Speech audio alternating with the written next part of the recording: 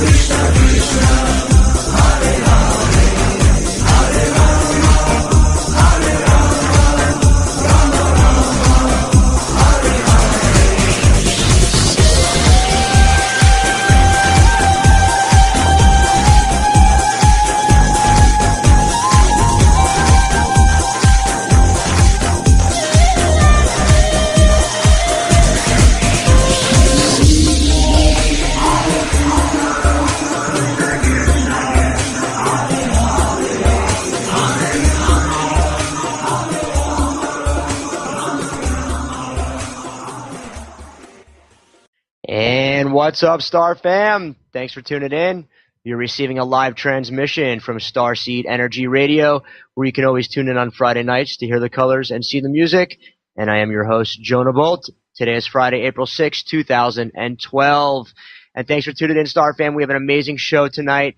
Live on the scene tonight, we have Sir Ivan coming on. We're going to be doing a world premiere of his new song just in a minute. But also joining us on the show tonight, we have two amazing guests. One of them being your very own Stephen Mehler, crystal skull researcher, Egyptologist, and Rosicrucian researcher and scientist, talking about the WESAC going on to 2012 from May 4th to the 6th in 2012. Check out wesac.us. It's an awesome event that Stephen's going to talk to us about, and as well go into some crystal skull. On the second half of the show, we have none other than Dr. Nick Begich from earthpulse.com. Nick Begich is an independent researcher in science and politics, a lecturer and author. He's also a political activist and will be speaking on the HAARP program on the second half of the show. We're also going to go into some Occupy Wall Street protest updates, some earth changes, and some economic and financial world updates. And I'll give you a couple health and wellness tips as well. And with that, we have two cool events I just want to mention real quick. One of them being the Memorial Day weekend shamanic breathwork Wise Wolf Council happening at Venus Rising Association for Transformation. That's at Isis Cove here in North Carolina. You can check out shamanicbreathwork.org. It's going to be a 4-day event. It's going to be awesome. I will be there myself. Check it out. It's going to be some amazing. We'll be doing some shamanic breathwork and some other fun ceremonies and stuff like that. The second event I want to throw out there is the Galactic Gathering at Grandfather Mountain. This is put on by yourself, yours truly, and a friend of mine, Zen, who is a Burning Man camp director for the Burning Man festival that goes on once a year. He's been doing Burning Man for about 11 years now. He'll be also helping me with this project, and we have some amazing stuff lined up for that. That is on April 27th through the 29th. It's a 3-day event. So you can check my Facebook page out for more information, or you can email Zen at purelovezen gmail.com. So those two events, check them out. And also we'll jump into some 5D galactic news, and that's talking about the resignations from world banks and world leaders around the world. And we'll get into a little bit of that just in a minute. And don't forget, Starseed Energy Radio is brought to you in part by the Domain Eco Village. The Domain is an exclusive community for people with environmental consciousness and self-sustaining spirit. Getting self-sustained is where it's at. That's what we're talking about, 2012. Self-sustainability is really a way to really show the system, to really sustain yourself, that it's the way to live. It's the only way to live. Your power, your water, your food, it could all be done independently, off the grid, no more bills. Support your family, stabilize it, self-sustain yourself and your family. It's an amazing way to live, self-sustainability. Check out the domain ecovillage.com. And as always, you can check out StarseedEnergyRadio.com for the latest news and updates. You can also follow me on my Twitter feed. And now I have Starseed Energy Radio on iTunes, available for free download and podcast. Also, StarFam, leave some comments on there. It helps with the ratings and everything on Apple. And if you could click like on my Facebook page, things like that, it really helps out. And, of course, check out the YouTube channel. And also, a great new update. Check out the Android app on StarseedEnergyRadio.com. We got the new Android app up, and also the iTunes app should be coming soon. It's available for $1.99 on Amazon.com, so check that out. And just stay connected. There's lots of news happening, lots of big things going on, so stay connected. And as always, just want to give a shout-out to all the Star Fam out there, the Galactic Federation of Light, all the listeners out there, all the supporters, the Metatronic Councils of Light, and all dimensional beings. This is for you. Thank you for staying behind the scenes and really supporting us energetically. For the ones that are here in 3D, doing all the groundwork, the lead work, we are the ground crew. So shout out to all you guys, all the listeners out there. And without any further ado, we're going to jump into the interview with Sir Ivan, a.k.a. Peaceman. And just to give you a little background on Sir Ivan, he's been a recording artist now for over 10 years. Sir Ivan's latest single, an electro-pop version of Hare Krishna, which is what we started the show off with, is, according to the April 16th issue of Billboard magazine, a bona fide top 10 hit song at number 10 on the Billboard's Dance Club Songs chart. The success in the U.S. also followed the almost equally impressive response in the U.K., where it reached number 15 on the New Music Week chart and number 14 on both the DMC World House and DMC World UK club charts. Hare Krishna is the latest in a string of Sir Ivan pop dance remakes of iconic songs from the 1960s and early 1970s. That started back in 2001 when he released the first pop dance version of the John Lennon classic Imagine. We're going to play that also later in the show, so stay around for that, which went to be an international top 40 hit on the Billboard's Club Play chart that year. The song Hare Krishna was released that summer in Ibiza, Spain, one of my favorite places. I was just out in Ibiza a couple years ago. I talk about Ibiza all the time. A big shout out to the people in Ibiza, and the energy out there is amazing. The DJs in Ibiza discovered that Sir Ivan had rewritten the lyrics, translated into English to focus on spreading universal love rather than praying to one particular god, and that's what's up. Sir Ivan does spread his enlightenment through his music and a remix of Hare Krishna with over 1 million views on YouTube. Check it out. I posted it up on the website. It's an amazing, amazing music video. Sir Ivan is also donating all the recording artist royalties from the full-length album sales to the Peaceman Foundation, which is a charity he created to battle hate crime and post-traumatic stress. That is what's up. It's amazing. You can check out SirIvanMusic.com. And with that intro, Sir Ivan, thank you so much for joining us on the show. How are you? Thank you for taking the time for joining us. A pleasure. Excellent. So first, let's jump into how you first got started in your music. I know you served on a board of a big prestigious bank, and you must have had some sort of awakening, and you started creating this beautiful, enlightening music. Tell us how that happened. Well, I had been singing my entire life since childhood, but sort of deferred singing professionally until my late father passed away, because the main reason I wound up doing songs about peace and created the persona Peaceman was because my late father was an Auschwitz survivor, and 59 of my relatives were murdered during the Holocaust simply because they were Jewish. So all through life I developed a certain fortitude for the underdog, and had a great appreciation for the various degrees of evolution of the planet that was sparked during the 60s, late 60s, early 70s, and things that extremely important and relevant in today's world. Since then we were fighting in Vietnam, now we're fighting a war against terrorism all over the world, so that I felt it important that the lyrics of songs be understood by a new generation, and to see how powerful lyrics can be in having helped end that Vietnam War, and to somehow think that maybe lyrics again, it's a time that they sunk in and maybe made people a little more aware and alive, and want to do more to help and save and create. That's what's up. And you have sort of like an alter ego, which you call Peace Man. How did that come about? Well, when I made the transition, having worked 20 years in the commercial bank with my family, and starting a music career very late in life, to say the least, it was very important for me for the world to know that I was switching from the banker in the pinstripe suit and carrying the briefcase to an artist that was going to be able to express himself creatively all the time, not just when he got off from work. So it was a combination of wanting to let the world know that I was no longer a banker, but that I was going to be singing about peace. That it would, wearing the cape, draw attention to the peace sign that's on the cape, and the meaning of it, and the fact that it was a universal symbol for people coming together in the 60s, early 70s for anti-nuclear proliferation and civil rights, gay rights, children's rights, human rights, environmental rights. They all were sparked and fought for bravely in the late 60s, early 70s, so that we can enjoy the freedoms that we enjoy today.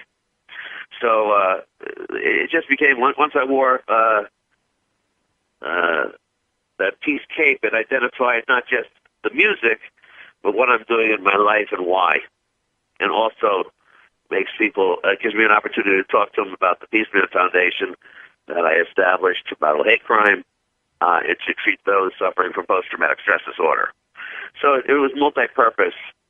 Kept me on an artistic road and able to focus, to draw attention to the charity, and to make people aware that I was doing something very, very important other than just putting on a show. Absolutely, and that cape definitely draws attention. I've got your press case here. You're on the New York Times, the Wall Street Journal, the New York Post, Ocean Drive, Billboard Magazine. The list goes on, the Miami Herald, and all wearing the peace sign cape. It definitely makes a stance and draws attention, and that's so important now. And talking about the time of 2012, the transformation of what's going on with the planet, why do you think your music is so important now more than ever? Well, you never know what day, unfortunately, you're going to pick up a newspaper or turn on the news and read about an explosion that killed innocent men, women, and children anywhere in the world because literally insane and obsessed, fanatical people are out to destroy based on fictitious illusions and just a bizarre way of thinking that's very detrimental to the planet. So whether it's Iraq, whether it's Afghanistan, whether it's in Israel, whether it's in the U.S., in Africa, it doesn't matter. There's a level of fear and destruction and evil that persists that has to be fought constantly, mentally, physically, emotionally, spiritually, in order to try and get those that practice that sort of behavior to rethink it, to say the least. And hopefully things gradually change and those radical segments of society come to the conclusion that it's just evil and ugly, and life should be beautiful and aspirational. Absolutely. There's plenty of abundance and resources for everybody in the planet to live in peace and happiness. And Sir Ivan, before we go, what is a message or something you could say to listeners for 2012? How can we be part of this healing of the planet? A message to the listeners out there. Simply to do anything, whether it's to your neighbor or to a relative or a member of your family or someone in another country. It could just be anything from a simple gesture of helping someone, doing someone a favor, even lending them money. And the tiniest gesture can change that person's life so much, and that person's life can in fact change another person's life, and it can spread. Love should be the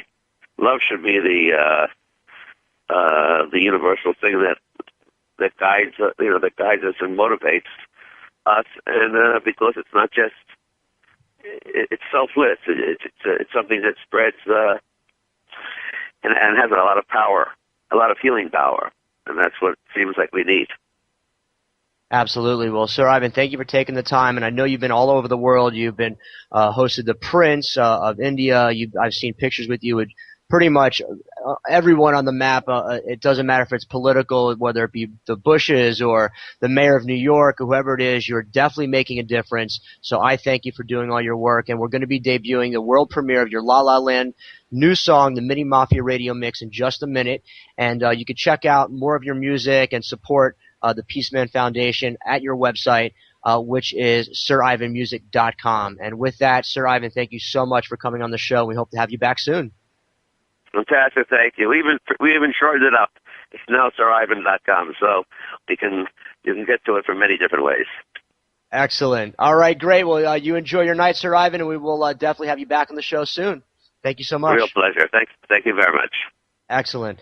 And with that, we're going to jump into some 5D galactic updates. And when we've been talking about this the last about 2 months now, we've been talking about the resignations of the world bankers and also the political leaders all around the world that have basically been resigning all over the world. And we started off with about 60, I think about a month and a half ago. And now I'm happy to report we are at 450 resignations from around the world. 450. Things are really cooking. And the headline on this one, I posted up on my website and also my Twitter feed. The headline reads, over 200 senior bankers arrested last week as new financial system goes online. And the article goes, I'll read a little bit of it. The new financial system is online now, and abundant financing is either already or soon to be made available, according to Dragon family representatives. The final takedown of the criminal cabal has also begun in earnest, with over 200 senior bankers arrested and 450 resigned last week and the months alone. These sources say Japan is also now doing the final paperwork needed to set up an international economic planning agency with an initial funding facility of 10 trillion, or about 200 times what the World Bank lends every year, according to Japanese government sources. Amazing stuff, Star fan. The 99% is winning. Hang in there. Times are rough. A lot of things are going on. But these are the articles that you need to share and spread with everyone, because it's hard times right now. Everyone's struggling like all the light workers out there, the Starseeds, everyone is stretched and pulled thin. But hang in there. It's good news. Things are changing. And with that, with no further ado, we're going to do the world premiere of La La Land by Sir Ivan. This track is the Mini Mafia Radio Mix. And with that, enjoy La La Land by Sir Ivan. We'll be right back.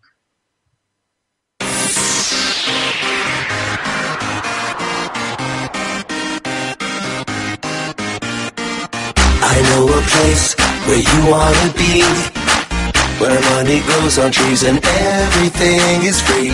I know a place, if you've got the time, where the sun always shines, water's like wine. Don't you see? Follow me. It's peace on earth. Believe in me. Don't you see? Follow me. It's peace on earth. Believe in me. I just wanna go to La La La Land. La La La La La La Land. I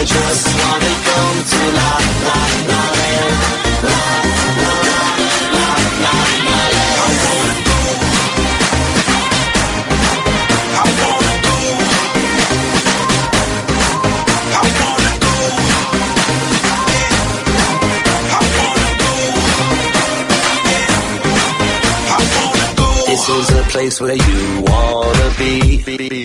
Where there's no violence, come with me, you'll see. It's a place with no tanks or bombs, where competition's got no need for soccer moms. Don't you see?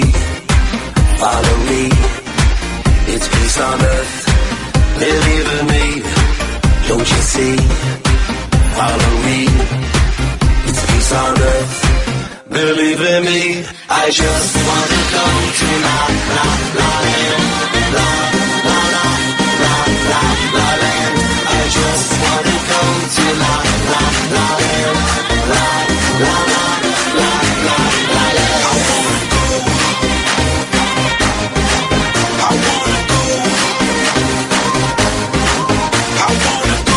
I wanna go. And the bees don't sting. Where you can play naked. And spirit is free.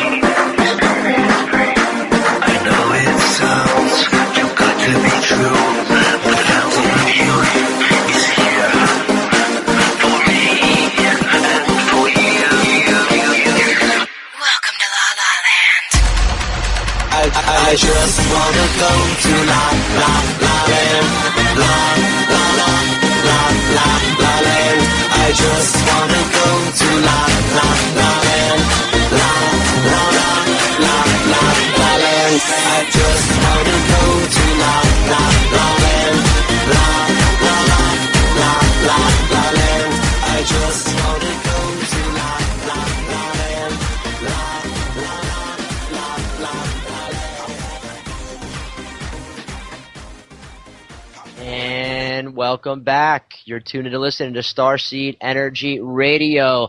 And that was the world premiere of La La Land by Sir Ivan. Thank you again for coming on the show and spreading light, love, and enlightenment all throughout the world. And real quickly, just want to give a shout out and give you a quick update on the Occupy Wall Street movement. I had tonight Edward Twitchell Hall III, one of the main organizers for Occupy Wall Street, who started it months back in September 17th when Adbusters and Anonymous were having a barbecue, said they're having a barbecue on Wall Street. And next thing you know, Occupy Wall Street exploded into over 80 countries, 1,500 cities. He was supposed to be on the show tonight, but his cell phone was taken and broken by the police, so he was unable to get on the show. Just want to give a shout-out to Ted, Edward Twitchell Hall III. He's been on the show. We'll have him hopefully back next week and give us an update on that. He is on the scene downtown Manhattan. Another article, finally, Occupy Wall Street cops, police arrest the people in suits. We had a couple Occupy people dress up in suits and protest at the UN building. It's a pretty good article I'll put up. Also in Madrid last week, there's an estimated 170,000 people demonstrated and protest all over the streets in the main town over the government's austerity measures. A total of 800,000 people in the entire country of Spain marched.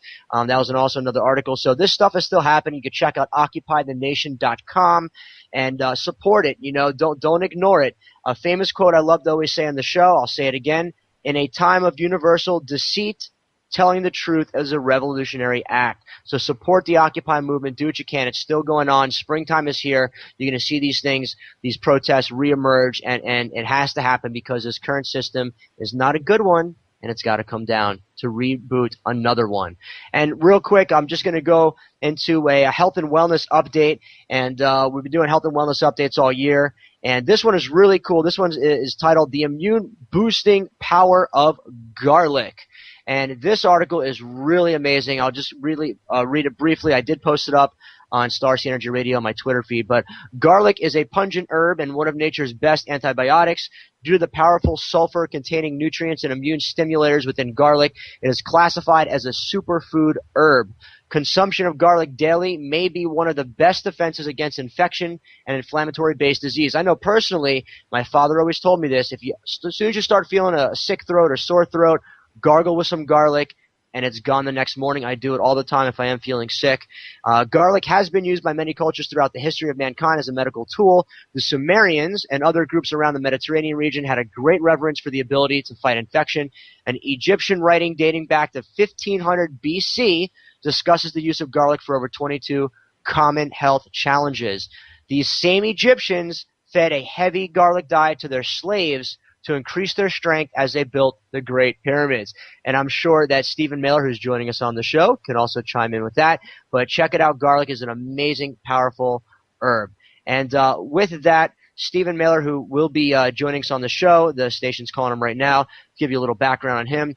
Stephen Mehler is a crystal skull researcher, an Egyptologist, and a Rosicrucian research scientist. Stephen has been involved in crystal skull research since 1979, the year I was born, and as an archaeologist and prehistorian specialized in the area of ancient culture artifacts. Also, Stephen is involved with the WESAC 2012 event that's going on, which he's going to talk about from May 4th to the 6th in 2012. You can check out wesak.us. That's WESAK.us. I also posted it on my Twitter feed. Just to give you a brief description of that, the WESAK is the celebration of the Buddha full moon as per the Alice Bailey Theosophical Literature. Our festival in Mount Shasta features well-known speakers in science, alternative health, and new spirituality. And that's an amazing conference that's going on. And there's a lot of this going on this year. It's 2012. I'll be planning myself a December 21st event here in North Carolina, a 3 or 4 day eco festival out here. And, got to get involved with this stuff now. This is a big year of transformation. The crystal skulls, all this stuff is really coming to mainstream, and it's very important. And with that, without any further ado, Stephen, thank you so much for joining us on the show. How are you? Thank you for having me on tonight. Excellent, absolutely. So we just gave a brief description of the WESAC event that's going on, but go ahead and give us a breakdown of what that's all about and what's involved in that.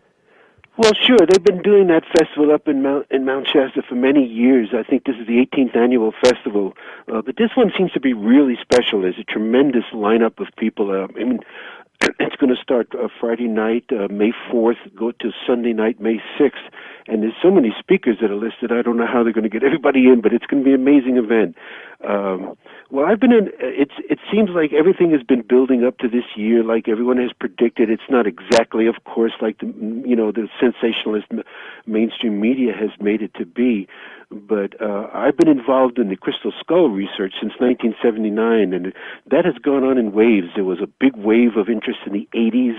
There was interest again in the 2000s, and now actually going to this time period to coincide with the Mayan calendar, because of all the civilizations, myself being an archaeologist, prehistorian, specializing in ancient Egypt, but my second interest after Egypt was always the Mayan civilization, and actually the civilization that may have preceded them, that they grew out of, the Olmec civilization, which is a very mysterious, shadowy civilization, which we believe a lot of these crystal skulls came from. This Mayan civilization, and the Aztecs too, seem to be the most of culture that's so been involved with crystal skulls. However, since this phenomena has exploded, particularly now in the last couple of years, we're now finding, cultures all around the world had an interest in crystal skulls, maybe the ancient Peruvian civilization, certainly Tibetan civilization in the last couple of hundred years.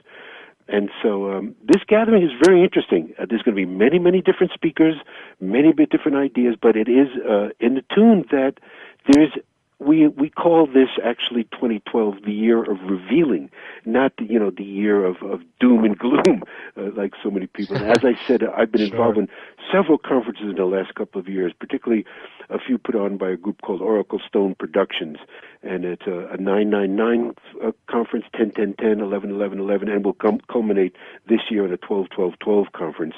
And many of these ancient skulls have come out, and coming out more and more.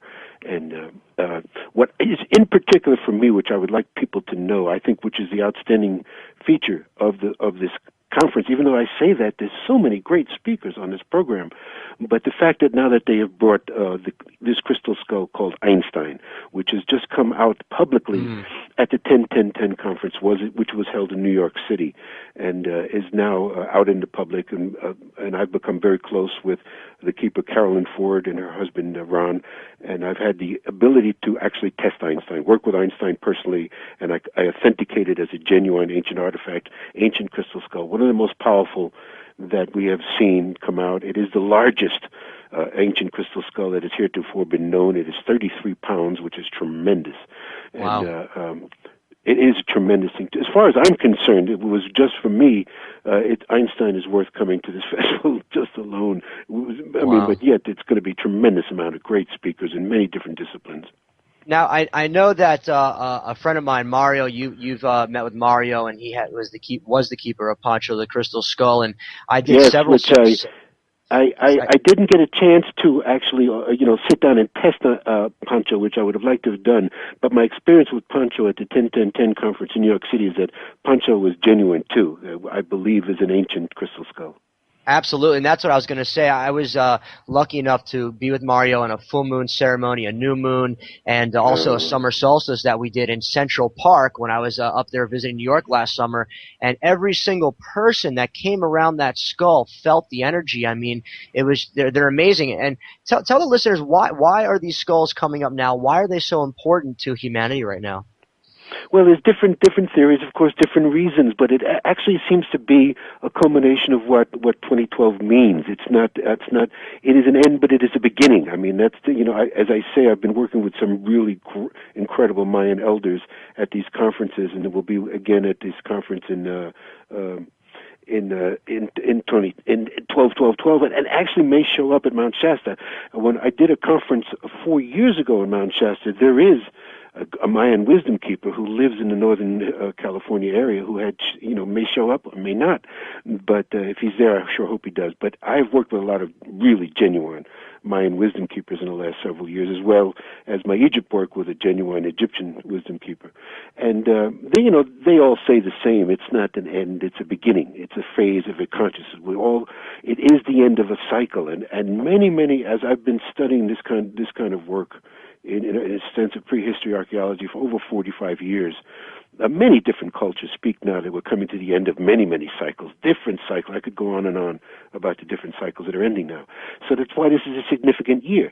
These crystal skulls were used in different ways by many different cultures, in particular to store information, to transmit information. They were the original computers before there were computers, so they actually record information. We could go into much more detail about that maybe in the next segment, how actually crystal works to do that. But there's no doubt that they contain information that can be accessed through the human mind, and there are actually scientific theories that show that. And again, I've worked with these items through both sides of the brain. I have credentialed as an archaeologist, prehistorian, so I work as looking at these things as artifacts, but also as working in the metaphysical fields again for over 45 years.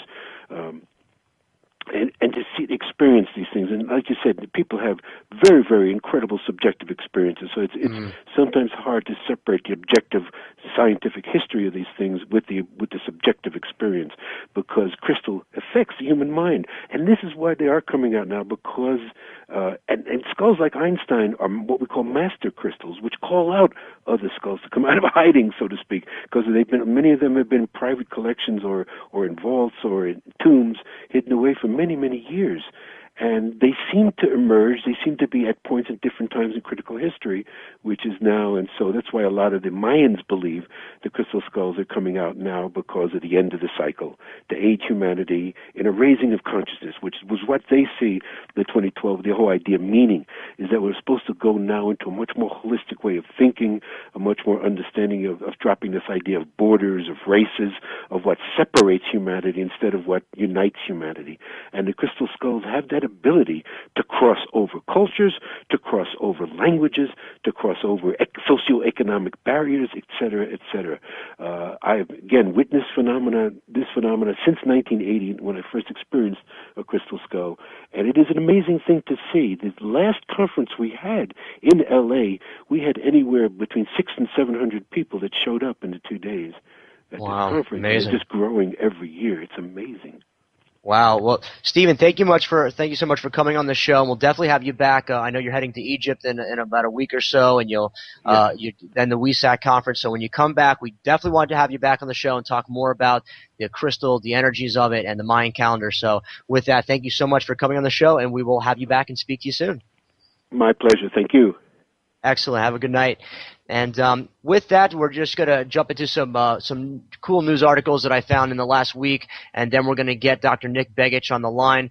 This article is Scientists Find Extraterrestrial Genes in Human DNA. The story goes on. I'll post this up also on the website. A group of researchers working at the Human Genome Project indicate that they made an astonishing scientific discovery. They believe the so-called 97% non-coding sequences in human DNA is no less than genetic code of extraterrestrial life forms. The non-coding sequences are common to all living organisms on Earth, from molds to fish to humans. In human DNA, they constitute larger part of the total genome, says Professor Sam Chang, the group leader. Non-coding sequences, originally known as quote-unquote junk DNA, were discovered years ago, and their function remained a mystery. The overwhelming majority of human DNA is off-world in origin. The apparent extraterrestrial junk genes merely enjoy the ride, with hardworking active genes passed from generation to generation. This is an amazing, amazing story. Posted it up on the Twitter feed and also Starseed Energy Radio, so check that out. And as Stephen Mehler is talking about the crystal skull Einstein, this other article is titled Einstein's Theory is Proved, and it's bad news if you own a penthouse. Scientists use atomic clocks to show that time moves faster as altitude goes up, even on Earth. The world's most accurate clock has neatly shown how right Albert Einstein was 100 years ago when he proposed that time is relative concept and that higher you live above sea level, the faster you should age. Einstein's theory of relativity states that time and space are not as constant as everyday life would suggest. He suggested that the only true constant, the speed of light, meant that time can run faster or slower depending on how high you are and how fast you are traveling. So amazing. A shout out to Albert Einstein. I know he is not with us anymore, but again, something else that he talked about a while back, and it's an amazing, amazing article, and I'll also post that up also on the Starseed Energy Radio website. And one more article before we cut the break real quick is this article is Working Quantum Computer Built Inside a Diamond. This is a laboratory out in California, I believe it was. It was on the tgdaily.com that they actually created a working quantum computer inside a diamond. I read the article twice and still don't understand how it works, but it's an amazing, amazing article and just showing you how technically advanced we're getting. And with that, we're going to take a quick break, listen to some more of Sir Ivan's music, and when we come back, we are going to have Dr. Nick Begich from EarthPulse.com. This song is called For What It's Worth by Sir Ivan. We'll be right back.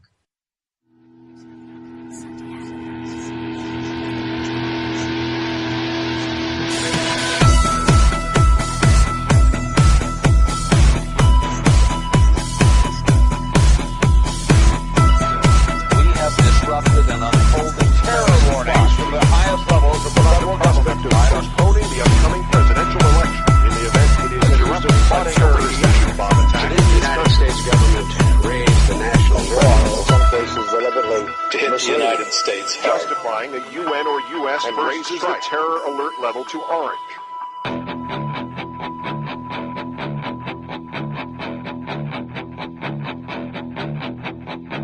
There's something happening here. What it is ain't exactly clear. There's a man with a gun over there, telling me I got to beware. It's time we stop, children, what's that sound?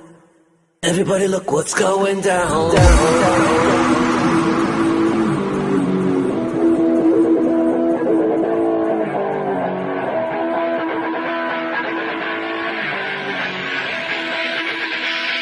Everybody look what's going down.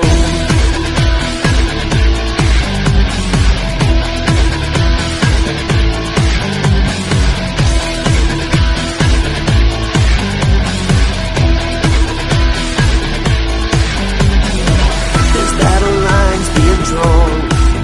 Nobody's right if everybody's wrong. Young people speaking their minds, getting so much resistance from behind. Stop, hey, what's that sound? Everybody look what's going down. It's time to stop. Children, what's that sound? Everybody look what's going down. What a field day for the... And welcome back. That was For What It's Worth by Sir Ivan. And now joining us on the show is Dr. Nick Begich from EarthPulse.com. And just a brief bio on Dr. Nick Begich. He is the eldest son of the late United States Congressman from Alaska, Nick Begich Sr., and political activist.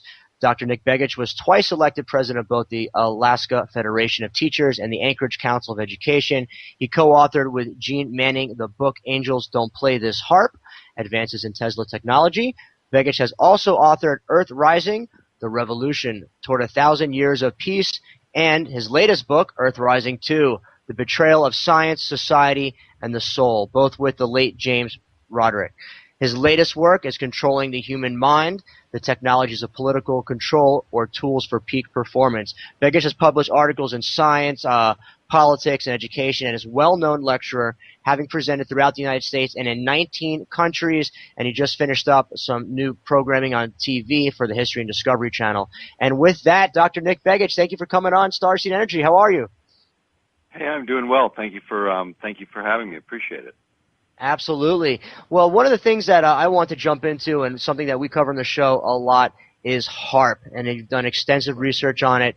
HAARP is a really amazing program, but not being used for the correct ways, of course. The type of technology could perform a variety of different things, the HAARP. So if you can, just explain to listeners exactly how it was developed, when it started, and what are some of the means and reasons that the governments are using it today. Well, HAARP started as a Air Force and Navy project that later became a DARPA-operated project, which does primarily classified research for the various branches of the military. But it's a radio frequency transmitter. It's composed of 180 antennas that are about 72 feet tall, and they're in an array or a grid.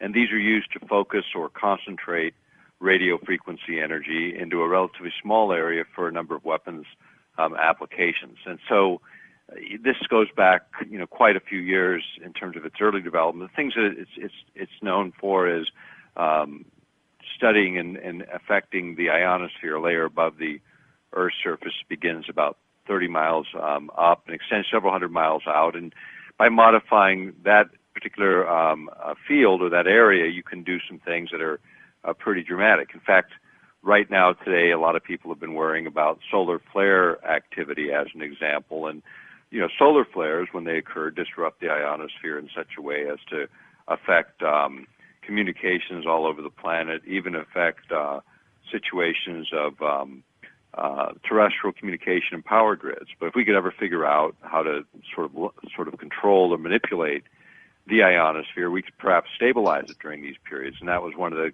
early considerations for HAARP when it first started out. Others involved a little more exotic military applications. Now, I know that the U.S. government and other governments are also involved in this, as that's China and Russia, and Right. It's also used for scalar technology, for scalar weaponry, and from what I understand is Russia is leading us in the actual scalar technology. Is that correct? Well, a lot of people think so. The idea of being able to use this system for triggering releases of energy or energy exchanges that are pretty unusual for weapons applications is what this project is about. And it's kind of a shift in the way weapon systems have gone, from bullets and bombs and the things that rip and tear tissue to things that affect the very technologies that we rely on. For instance, talking about solar activity and what it can do, when it happens, this device can also create an artificial event that would create similar situation where you could knock out, perhaps knock out power or affect communications over large areas in such a way that would be pretty, disruptive to modern technology, and yet you wouldn't destroy anything necessarily, but you certainly would shut a whole lot down. And when you look at HAARP, one of the other areas that comes up is the idea of using it for weather modification, for shifting and affecting what are considered gravity waves within the Earth. One of the last things the inventor of HAARP determined was that you could actually manipulate gravity waves and perhaps even the roots of weather systems in such a way as to modify weather over, huge geographic areas. Another application of HAARP that has always been known, but what's been learned in the last few years of the inventor's life was the idea that you could do it with 1,600 times less energy than he originally thought was needed. And that's a pretty big shift in terms of, when you start to think about, what it takes to do these kinds of things. And talking about the chemtrails, which is something we talk about a lot, which a lot of people associate with the HAARP program. A recent documentary that came out by a lady who worked for the Department of Agriculture out in California. I'm sure you may have seen the documentary. I can't think of her name now, but she talks about how all the different states in the U.S. buy into this chemtrail program to manipulate weather, to add rain, to take away rain, stuff like that, and that destabilizes the states surrounding it. The chemtrail program, how does that play a part into HAARP, from what you understand? Well, I'm not so familiar with that project, and a lot of other people are following it. What I can tell you, just the normal contrails from jet aircraft, which when you look at jet traffic over the last 20, 30 years, and the volume and the increase in volume of jet traffic as the world sort of more relies on jet traffic than ships, it seems like, for a lot of our cargo. When you look at that, it actually contributes to cumulus cloud formation and downstream effects in terms of storm severity and intensity. When you look at the heat shadow from cities and what that does to weather systems, and that, of course, is increased with the industrialization of huge portions of the planet differently. And all these things contribute. But when you add in man factor, sort of what man can do now on top of that, you get a lot of disturbances. So whatever the method is of modifying weather, the big point is that you can't do it in isolation. You affect systems outside of the area you might be improving, by bringing rain or slowing rain or whatever you're trying to do. But the downstream effects of this are right now not predictable. You can't model them, and they can be extremely severe. And so you solve one problem, maybe you create 10 more. And I think this is where the risk of weather modification comes in. In fact, Dr. Eastland, in one of the last conferences he attended, which was sponsored by the Lay Institute when I was their executive director, he made clear that the weather modification issue in that whole area of HAARP research was something that if it was going to go forward at all, it needed to be done in the open light of day and with a whole lot of more scrutiny than just military experts looking at the potential military advantage of doing this, because the risks to all of us are pretty severe, and he understood that. Yeah, and you have a section on that on your website, which biohazards of extremely low frequencies. What are some of the effects? I mean, you're talking about heating up the ionosphere. I mean, this stuff obviously has an effect on humans. What have you found in your research that are some or could be some of the effects from this HAARP program to us? Well, there's interesting a couple things. Firstly, one of the operations that they've developed with this is earth penetrating tomography, which creates extremely low frequency signal that comes back to the earth and sea. And this ELF, extremely low frequency signal, happens to be in the same range as those that are biologically active in terms of the human being. And what we know about these particular ranges, these are ranges that affect human mental processes. In fact, what's called a frequency following response, or an FFR, is where the brain locks on to external signals in certain ranges and begins to mirror them or follow them. And as a result, the brain state changes, the overall state changes, and that changes the overall emotional state of the individual. And one of the things that we're concerned about, and have been from the beginning, is either as a deliberate effect or a side effect, and this is a significant side effect. It's something that people need to be mindful of and concerned about. The other area, as we look into the research, is this area of research has been one that a great deal has been done. In fact, all of our work on HAARP, I think we had over 350 footnotes in the book on HAARP in terms of source material. And Controlling the Human Mind, which is the latest publication, gets into this topic a lot more. And the fact is there's a huge body of information showing this frequency following response from radio frequency energy, the stuff of HAARP or RF, You can do it with computer systems, power grids, a variety of things. In fact, there's a great article called "The Mind Has No Firewalls" that was published in the U.S. Army War College Quarterly Perimeters back in, I think it was the winter of '98. But you can find the article, "The Mind Has No Firewalls," and it's pretty amazing. What's possible today with this type of technology. And HAARP just happens to be one of the biggest potential delivery systems of that effect, again, either deliberately or as a side effect. And you also post updates on HAARP on your website, earthpulse.com, and you have a lot of research information, other stuff on there. And one of the other things that I noticed on there was waking up the military. Can you go into a little bit about what that was about on your website? Yeah, we put together, quite a bit of research on military technologies generally, and the direction in which it's headed is referred to as a revolution of military affairs, something so fundamentally different from what we've had in the past. They equate it to the discovery and introduction of gunpowder into the Middle Ages in Europe, or the introduction of atomic weapons in the last century. These kinds of revolutionary changes in the way wars are fought or contemplated. The same thing is happening today, and a lot of it has to do with the things that we've covered, a little bit tonight. But more importantly, when you look at the broader spectrum of the technologies, you look at privacy-related technologies overlaid on the surveillance components of that, and just the way in which communications take place and data is stored, and how information is compiled, and how useful information has become in this century. And something we write about in Earth Rising 2, sort of the encroachment of military, industrial, and now academic complexes, cooperation, and really the undermining of liberties on a whole lot of fronts. So whether people are conservative or liberal, these are increasingly significant issues for all of us, and issues that we've been talking about for a very long time. HAARP, or systems like HAARP, are examples of it, symptoms of it, if you will, but the underlying problem is much, much deeper than that.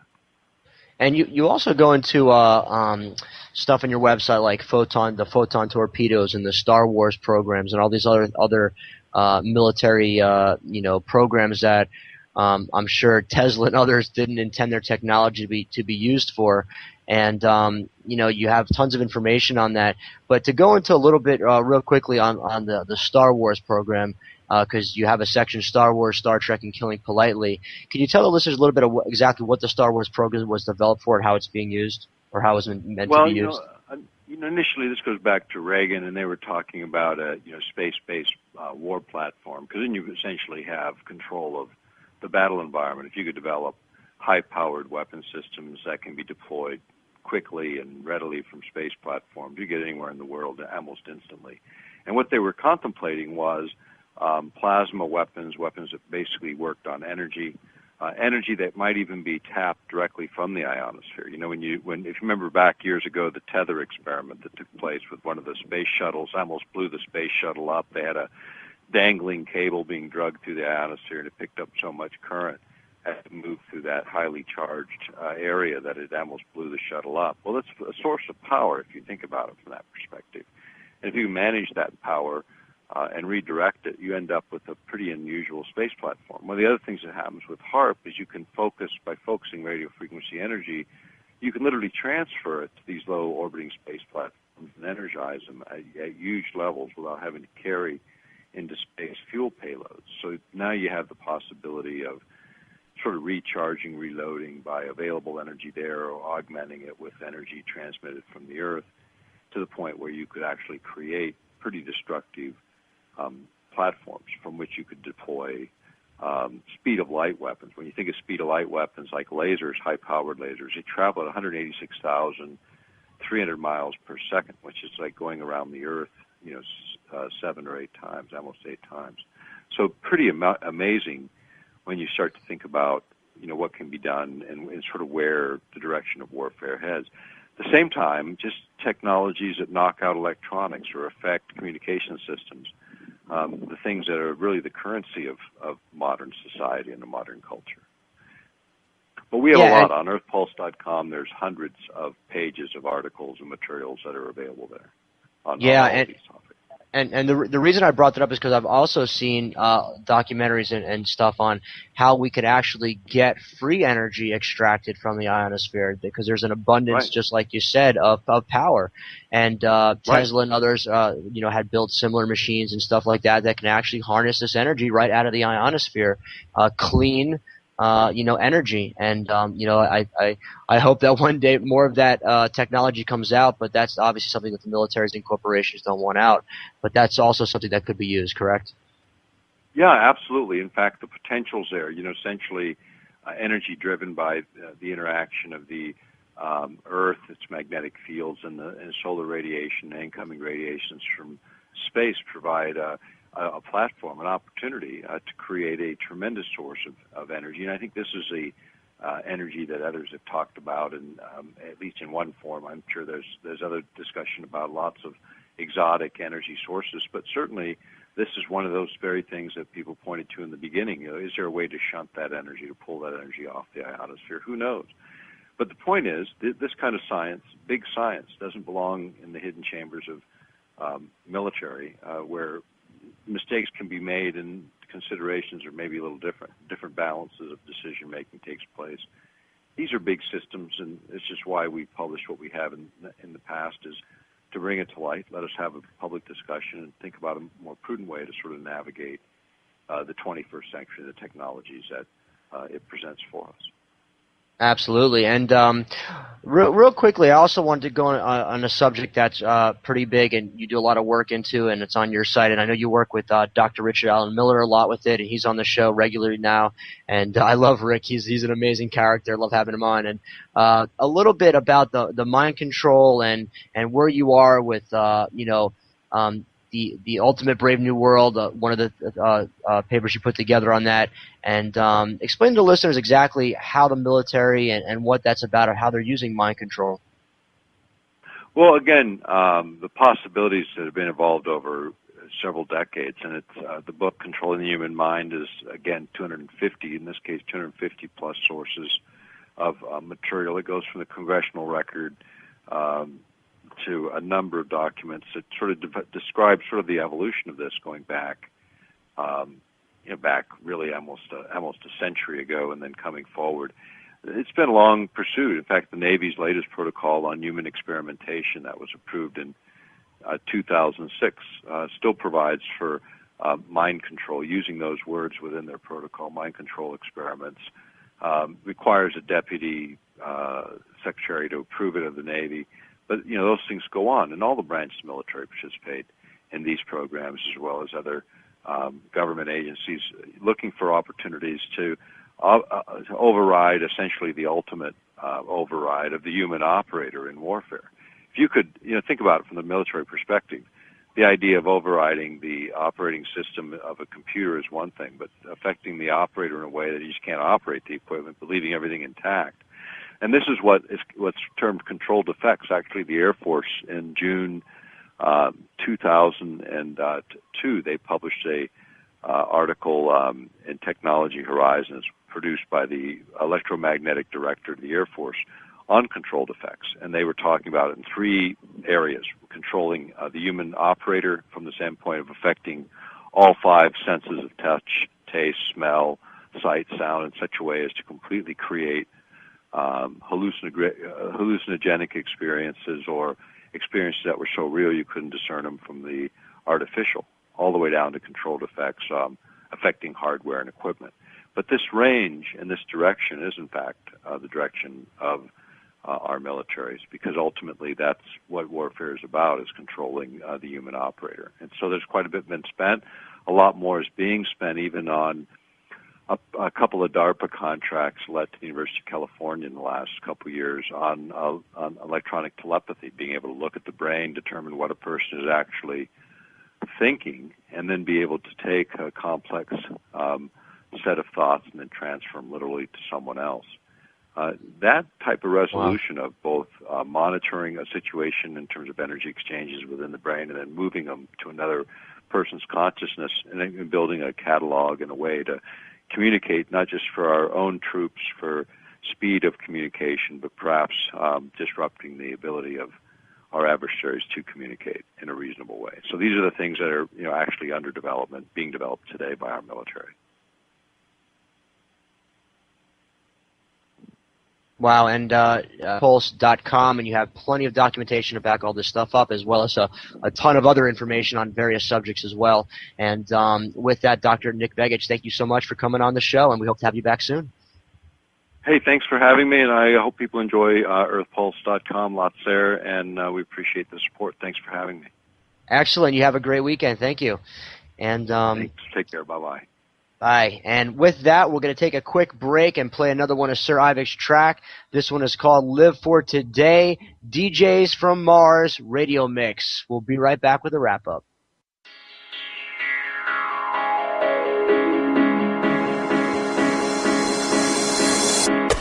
I think of all the worries people seem to find, and how they're in a hurry to complicate their minds by chasing after money and dreams that can't come true. I'm glad that we are different, with better things to do. We understand the future, I'm busy loving you.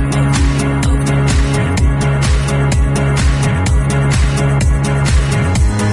busy loving you.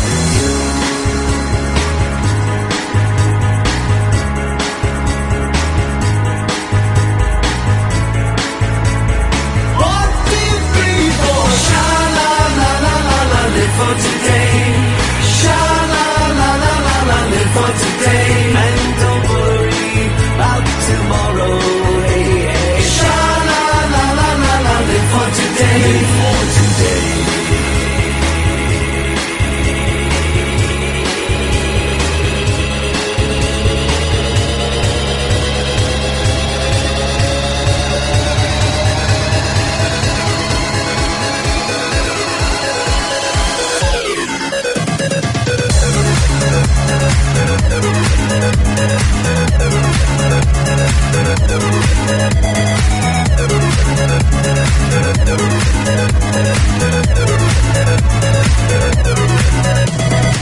Sha-la-la-la-la-la, live for today. We were never meant to hurry the way that people do, and I don't need to hurry as long as I'm with you. We'll take it nice and easy and use my simple plan. You'll be my loving woman, I'll be your loving man. We'll take the most from living, have pleasure while we can. 1, 2, 3, 4, sha-la-la-la-la-la, live for today. Sha-la-la-la-la-la, live for today. And don't worry. And welcome back. I love that track. Thank you, Sir Ivan, again for coming on the show. And Dr. Nick Begich, amazing interview. And with that, joining us next week, we have Dr. Rocco Errico, who's an ordained minister, international lecturer and author, a spiritual counselor, and one of the nation's leading biblical scholars working from the original Aramaic texts. Check that out. It's also, his information is up on the website, Starseed Energy Radio. And also on the same show, we have Jonathan Zapp. Jonathan is a photographer, author, teacher, and paranormal researcher and philosopher. Check out zapporacle.com. On April 20th, we have Anthony Beckett from the UK coming on. He's an analytical chemist, pharmaceutical scientist, and also an exopolitical activist. Check out anthonybeckett.com. And on May 4th, we have David Griffin also joining us from the UK, promoting exopolitics and UFO disclosure in Great Britain. Check out exopolitical GB for GreatBritain.com. And on May 11th, we have Mary Rodwell joining us from Australia. You can check out her website is acern.com.au. ACERN is Australia's Close Encounter Resource Network. ACERN is a resource and support network for all those with close encounter experiences. I just spoke with Mary last night on Skype. She is an amazing person. I can't wait to have her on the show. And also, very soon, hopefully this month, we have Nisha Duncan from New Zealand who will be joining us, who is an Avatar Master. The Avatar program is an amazing program which is all over the world in over 100 countries or 90 countries, and that we're going to have her on also within the next month. We have some amazing guests coming on. It's 2012. Things are happening. We had a ton of information on the show tonight. And again, always check this stuff out for yourself. Look it up on YouTube. Google it. Search it out. Learn these truths for yourself. Just don't take my word for it. Don't take anyone's word for it. You got to learn these truths for yourself. And again, always check out StarseedEnergyRadio.com for the latest news and updates. And also you can follow me on Twitter. I now have iTunes, free podcast you can download. And please leave some comments, like us on Facebook. It helps us with our rankings and get the show bigger. You can also check out my YouTube channel. Just search Jonah Bolt. And we now have the Android app almost up. And we have the Android app is up. You can check out Amazon.com for the Android app. And the iTunes app is just around the corner. So be sure to send out a tweet or a Facebook or something like that and to support the show, Starseed Energy Radio. And with that, Star fan, the time is now. One by one is how we awaken. Spread truth, spread light, spread love. The Great Awakening is here. And with that, I'm going to end on a Sir Ivan track called Kumbaya. I will see you all next week. Enjoy. Kumbaya, Kumbaya, my Lord, Kumbaya, Kumbaya, my Lord, Kumbaya, oh, Kumbaya.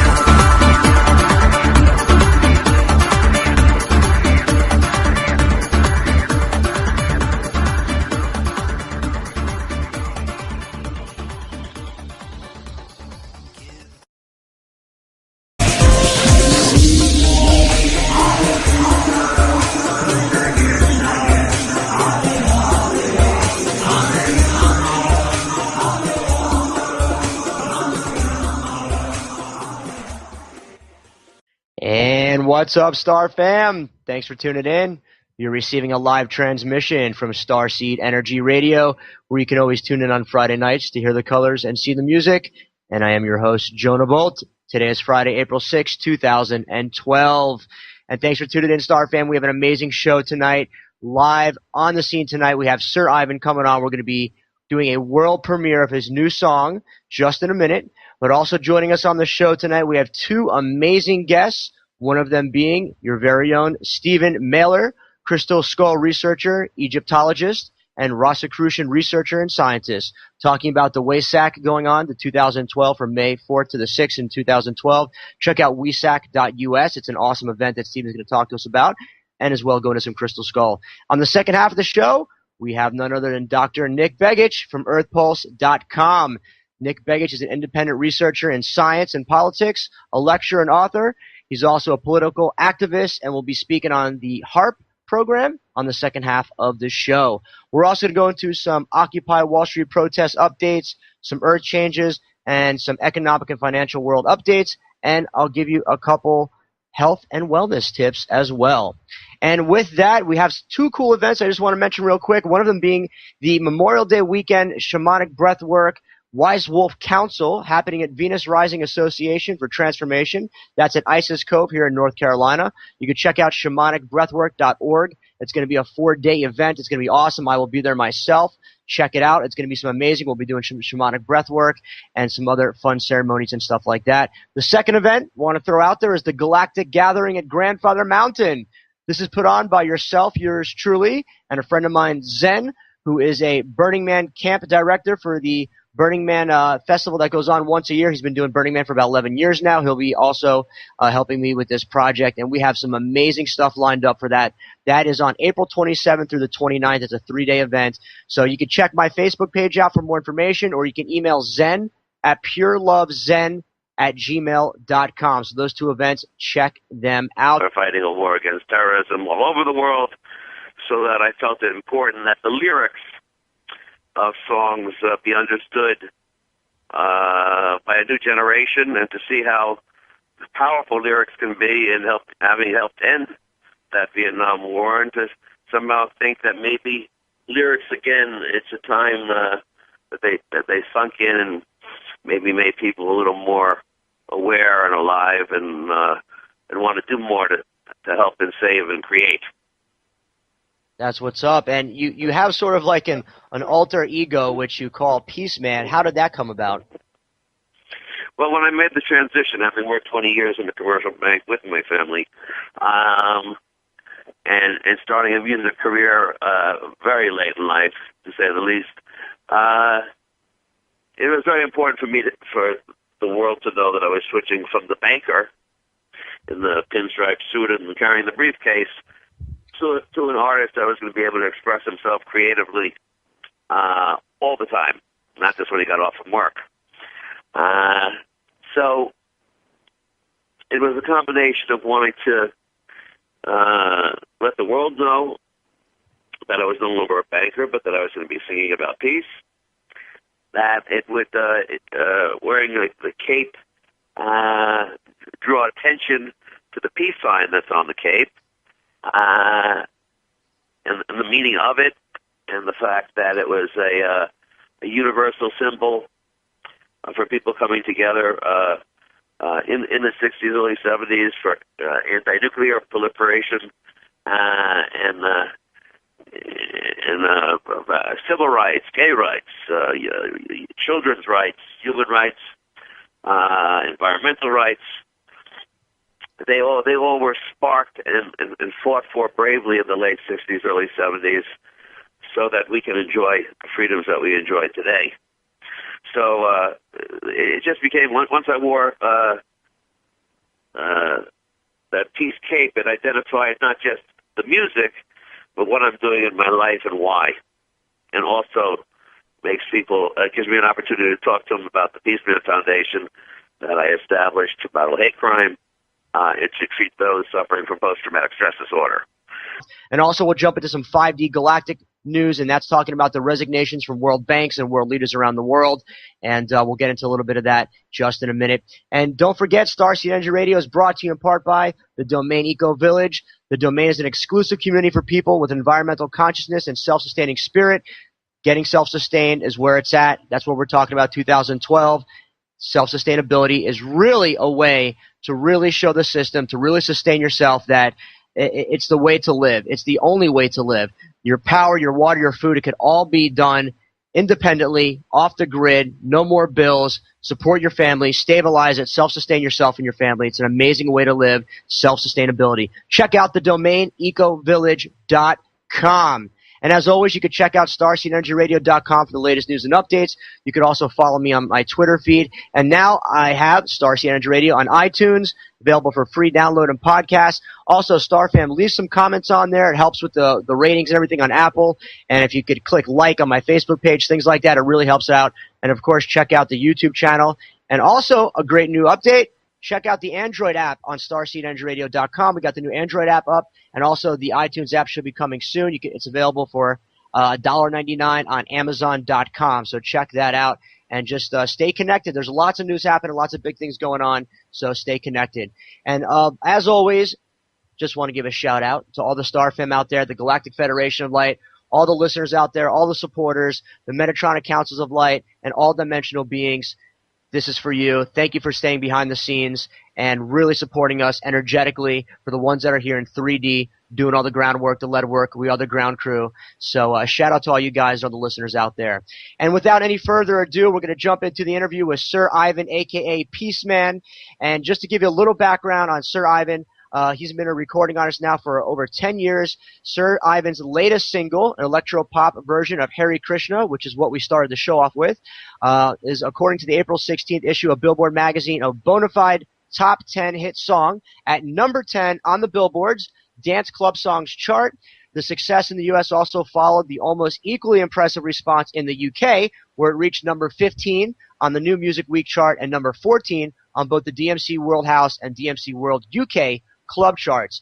Hare Krishna is the latest in a string of Sir Ivan pop dance remakes of iconic songs from the 1960s and early 1970s. That started back in 2001 when he released the first pop dance version of the John Lennon classic Imagine. And we're going to play that also later in the show, so stay around for that, which went to be an international top 40 hit on the Billboard's Club play chart that year. The song Hare Krishna was released that summer in Ibiza, Spain, one of my favorite places. I was just out in Ibiza a couple years ago. I talk about Ibiza all the time. A big shout out to the people in Ibiza, and the energy out there is amazing. The DJs in Ibiza discovered that Sir Ivan had rewritten the lyrics translated into English to focus on spreading universal love rather than praying to one particular God, and that's what's up.